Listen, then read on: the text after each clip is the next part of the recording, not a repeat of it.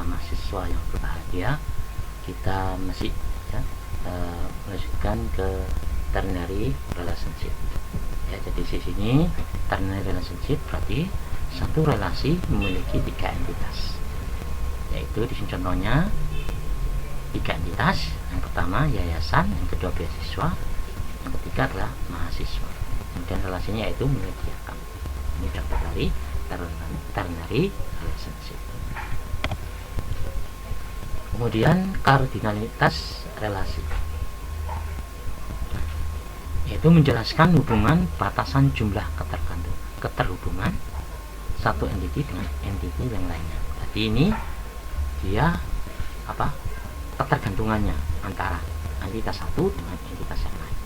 Kalau yang sebelumnya ini banyaknya relasi, banyaknya entitas pada suatu relasi, tapi kalau kardinalitas yaitu lebih condong ke ketergantungan antara satu entitas dengan entitas lainnya. Kemudian yang kedua menyatakan jumlah anggota entiti yang terlibat dalam ikatan yang terjadi. Jadi menyatakan jumlah anggotanya berapa. Nah, jadi selain dari ketergantungan antar entitas juga jumlahnya. Jadi selain ketergantungan, kemudian juga jumlah, ini kardinalitas. Yang ketiga tergantung pada aturan suatu organisasi atau aturan bisnis yang bisnis tertentu. Ini tergantung kondisinya seperti apa. Ini kita membuat kardinalitas relasi. Dan di sini ada 3 jenis kardinalitas. Yang pertama adalah one to one, satu ke satu. Jadi ketergantungannya itu satu-satu ya. Jadi saling bergantung antara satu relasi dengan satu relasi lainnya.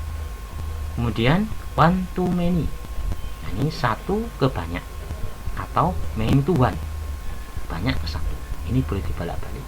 Jadi satu ini ketergantungnya banyak ke entitas yang lainnya. Kemudian many to many, itu banyak ke banyak. Tapi ini ketergantungnya cuma tidak hanya satu tapi banyak ya, banyak. Kita jelaskan masing-masing dari 3 jenis kardinalitas. Yang pertama one to one, ini satu ke satu. Ini contohnya ya, contohnya di sini seorang pasien hanya boleh menempati satu tempat tidur.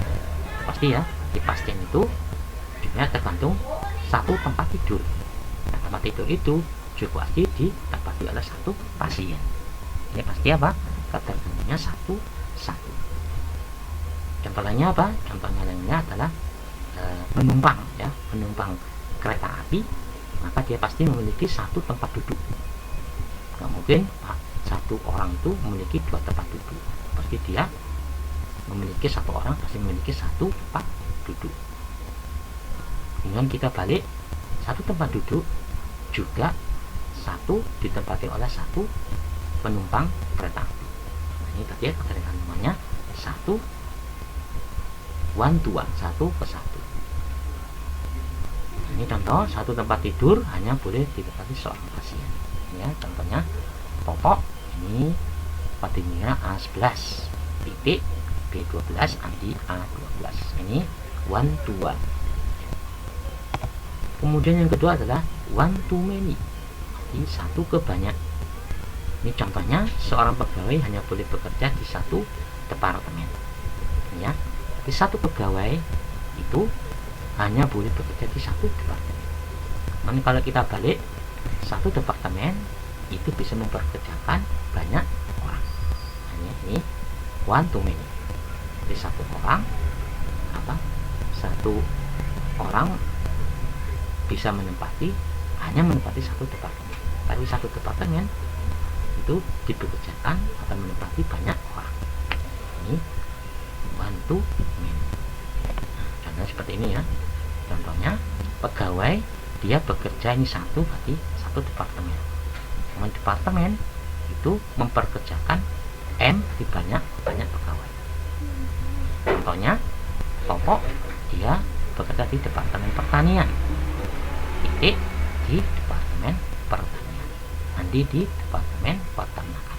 Nah, kalau kita balik, departemen ini dia mempekerjakan lebih dari satu, banyak.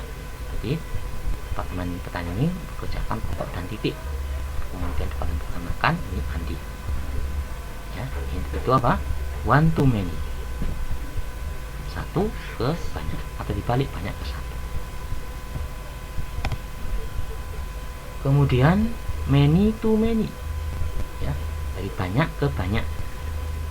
Contohnya seorang mahasiswa boleh mengambil banyak mata kuliah, ya, satu mata kuliah boleh diambil oleh banyak mahasiswa, tapi antara yang satu dengan yang lainnya itu tidak hanya satu ketergantungan, ini banyak ketergantungan.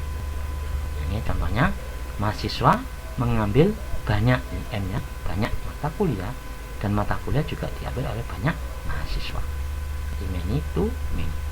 Ini contohnya Toto mengambil kalkulus dan basis data. Titik mengambil basis data dan aljabar. Andi cuma satu aljabar. Nah, kalkulus ini juga bisa diambil oleh banyak mahasiswa. Kalkulus ternyata diambil oleh Toto sama dan kalkulus saja ya. Nah, ini contohnya basis data ini diambil oleh dua mahasiswa, yaitu Toto dan Titik. Kemudian aljabar diambil oleh dua mahasiswa, yaitu Andi dan Titik. Nah, ini ya contoh many to many. Kemudian partisipasi hubungan. Partisipasi atau keterlibatan tiap anggota entitas dalam membentuk suatu instan hubungan, ya, itu dapat bersifat wajib atau full total participation, atau tidak wajib partial participation. Ya, penggambaran bisa menggunakan berurutan lambang wajib dan tidak wajib. Nah, ini contohnya, kalau yang ini adalah wajib, kemudian kalau yang ada lingkaran kecilnya adalah tidak wajib. Ini maksudnya ketergantungannya itu, ya, hukumnya itu dia wajib tergantung atau tidak wajib. Namanya apa? Partisipasi hubungan. Ya, contohnya setiap dosen harus membimbing minimal satu mahasiswa. Ya, berarti ini wajib. Jadi setiap dosen itu harus membimbing minimal satu mahasiswa. Ini wajib. Dosen mengajar atau membimbing mahasiswa. Sini tidak ada tanda lingkar kecil, berarti ini wajib. Kemudian dosen bisa membimbing banyak mahasiswa atau tidak membimbing satupun mahasiswa. Nah, ini contoh keduanya, itu bisa dia tidak membimbing atau membimbing banyak. Tadinya apa? Dia tidak wajib. Kalau tidak wajib, maka apa? Dia ada lingkaran kecilnya. Ini adalah apa? Partisipasi hubungan.